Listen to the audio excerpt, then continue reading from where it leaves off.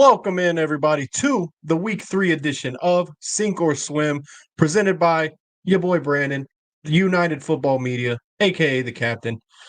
You know what time it is, guys. It's time for Week 3. Time to get some bets on the board. We went positive last week, all right? So we're up. We're up from there. It's all up from here, baby. We're just going to ride this roller coaster right up to the top, and it's never dropping.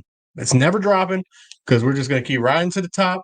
Up and to the right, we making some money on this UFL season. So, again, the parlay, dude. Both of my legs hit last week. Go back and watch the video to see what the parlay was. But the one leg that did not hit, of course, to start it off, Brahmas minus 1.5. Dude, why? The Brahmas and the Boats played. Like I said, the spread was minus 1.5 for the Brahmas. They go down and score. It's 20-19. All they have to do is run their little 1 point, 2 point play or whatever, and then the game's basically over. They end up not running a extra point play. They just kneel the ball down. It ends a 1 point game. Got absolutely burned on that one. But like I said, the record is positive. We're up to 12-10-2. Couple of pushes last week. We were on the right side, just not right enough. Not right enough, I guess. DC Roughnecks, we took DC -5.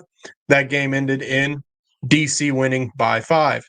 Another game, that same game, DC and Houston, the over-under was at 41, and it hit 41, the total. So, couple pushes right there, which, I guess it's better than losing money, but it is what it is, man.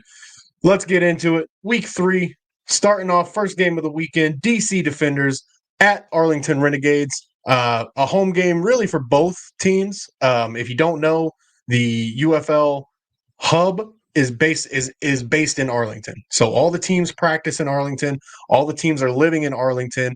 And then on game days, they get on a plane or a bus if it's a Texas game. If it's not a Texas game, they'll get on a plane and fly to their home stadium and play in their home stadium. I think they get there like the day before, so that way they can possibly see some people in the community, maybe do a little fan event the day before the game. So this one's really a home game for both teams. The Defenders don't have to travel. The Renegades don't have to travel. Everybody should be well rested for this game. We should get pure good on good. All right, no jet lag, no nothing. Kind of a toss-up here. I'm not really confident one way or the other on this one. This one could really go either way. That's why the spread is how it is at +1. But I'm going to take the Defenders +1 here. We're going to go under 43 points for sure, even though the Arlington Renegades defense is pretty much non-existent. I don't think the Defenders are going to be able to score. Their offense has just not been. This isn't last year's Defenders team. There's no Abram Smith. There's no, Lucky Jackson and Jazz Ferguson, I believe. The 2 wide receivers that they had last year that went to the NFL. So this ain't your last year's Defenders team. Teamu is, kind of regressing. I don't know if he's just overrated a little bit, but I do think DC has enough to pull out this game in a tough one, nail biter type of game. Defenders +1 under 43. Give me the Defenders on the money line, but the only bet I'm really confident in this game is the under 43. All right, the other two, kind of a toss-up. I think Renegades could easily pull this out as well. Their offense will get going. Luis Perez can cook in that offense. He's not the reason they're losing games. It's definitely that defense. They only lost to the Battlehawks off of a missed field goal. So I like the Defenders. But not that much. So moving on. Memphis Showboats at Birmingham Stallions. I wish I could take the flag down, but we're going to do this for this one real quick. Just go ahead and turn the hat to the back because it's another one of those weeks, man. We are going to go ahead and pick against the Showboats again. We're going to take Birmingham Stallions -7. if you followed along the past 2 weeks, the Birmingham Stallions have covered the past 2 weeks. The past 2 seasons in the USFL, they were also a very good covering team. They covered the spread, and I don't have the numbers in front of me, but I took the notes, and they didn't, and they covered the spread more often than not. Okay, if you bet on the Stallions covering the spread, they got you some money more often than not. So, and through 2 weeks, they've covered the spread twice. So we're going to go 3 weeks in a row. They're going to cover the spread. My first time picking them to cover the spread. So take that for what you will. The gambling gods might go ahead and flip it on its head for this one, just screw me over. But if that's how you're feeling as well, go ahead and fade that thing. Hit Showboats +7. Okay, Showboats +7 is a great bet as well. I've seen this Stallions team. I think it's their home game, their first home game, their home opener. It's the Alex Magoo tribute game. There's going to be Alex Magoo from last year. He's going to be at the game. Davion Davis, old Stallions receiver from last year, is also going to be at the game. Those Stallions are getting their rings this week. Stallions DB Mark Gilbert just had a baby this week. So every sign is pointing to a big Stallions game. They got a lot to celebrate. They got a lot to do to put on a show for their home crowd, for their home fans. I think this one is going to be a Skip Holtz masterclass. I think he's just going to come in here and take care of business and get out of this one and move on to next week. Stallions -7. Go ahead and hit the under 40.5 on this one. This one could go over. It could turn into a shootout, but I think these two defenses are just way too stout for that to happen. So I'm liking the under 40.5 on this one. And obviously, if we're taking the Stallions to cover -7, we're thinking the Stallions are going to win. So if you do like the boats, though, they got good odds plus money on the boats. I laid it out in the captain's log a couple days ago.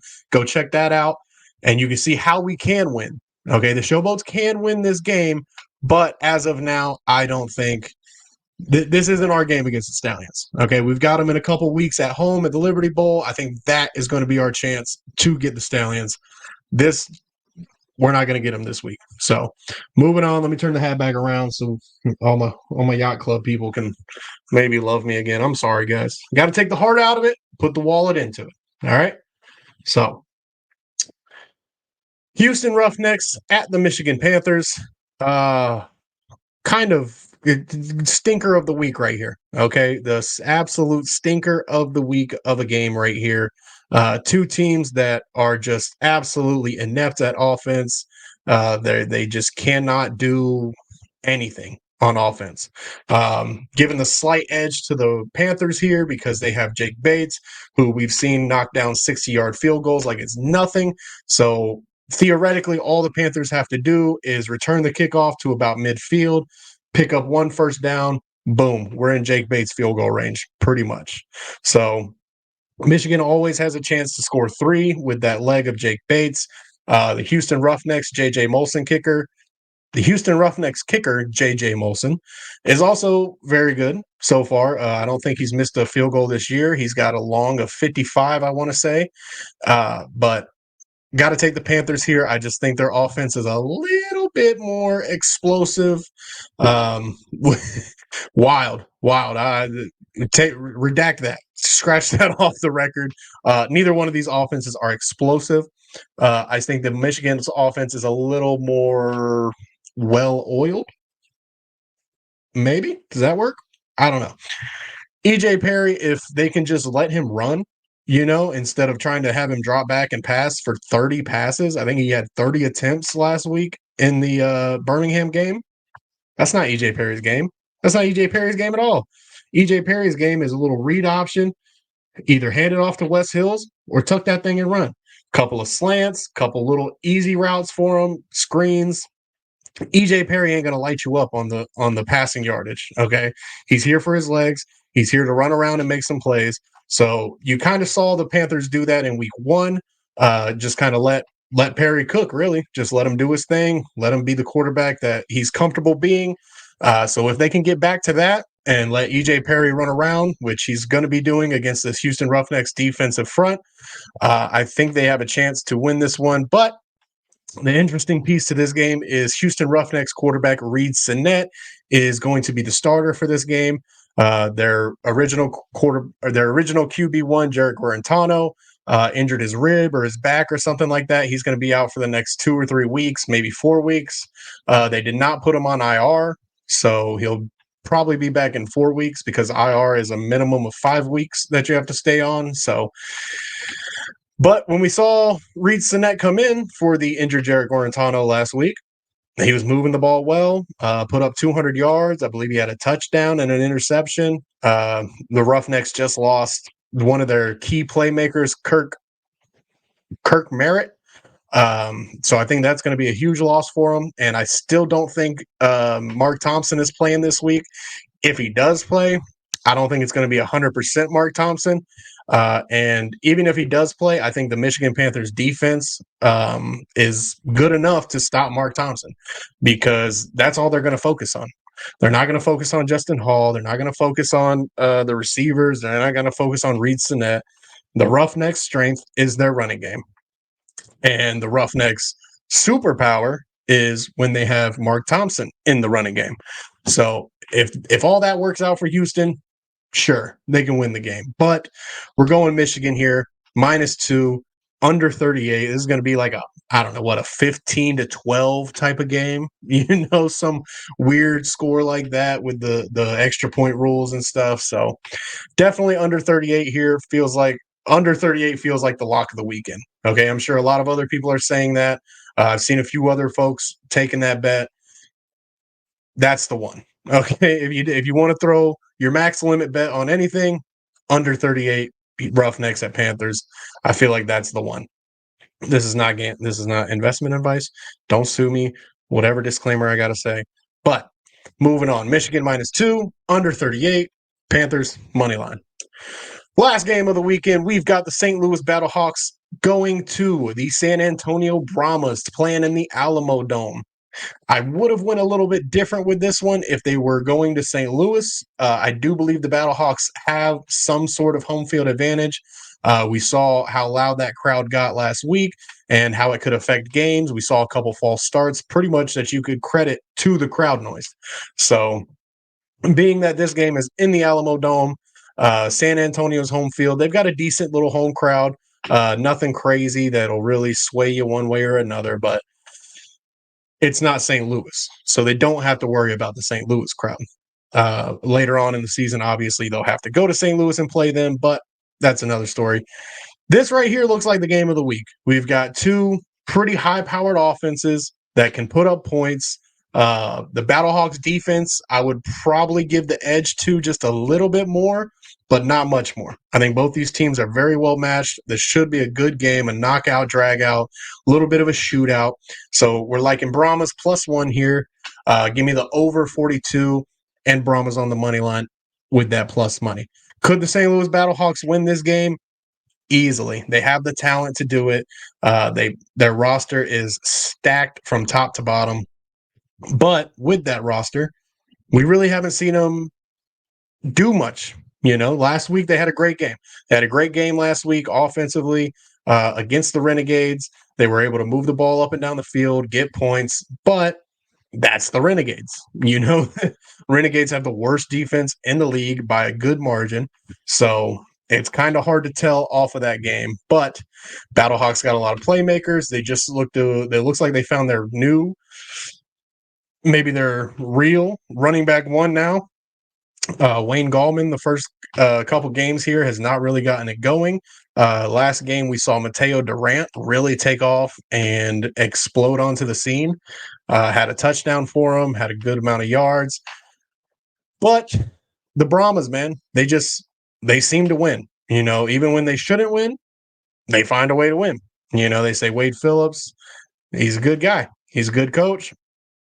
Better coach than maybe Anthony Beck is. I know a lot of people love Beck. But there's some things that Beck does where you're like, I don't know. So, Brahmas +1, over 42, Brahmas money line. This is what we got for the week, guys. Write it down, take a picture, take a screenshot. Let me get the parlay going. I know I said it last week. I probably said it the week before too. But you know what we're saying this week? Hey, this is the one. This is the one, guys. All right. So we're going to go with 4-leg parlay here. All right. Living on the edge, but DC Defenders to win. Nope. I'm sorry. Scratch that. Scratch that. What are we doing? What are we doing? What kind of bet was that, dude? I must have put that one in late night, having a good time. So, parlay is going to be Birmingham Stallions, money line. The under 38.5 in the Roughnecks Panthers game, and the Brahmas. All right, here we go.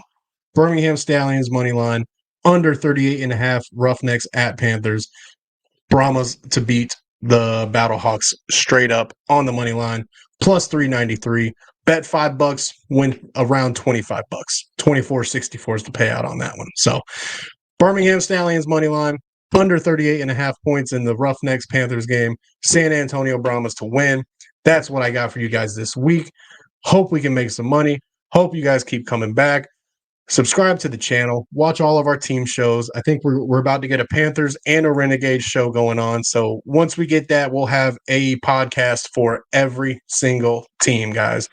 Boats, Renegades, Panthers, Roughnecks, Defenders, Brahmas, Battlehawks, Boats. I'm Boats. So appreciate you guys showing up. Let's go.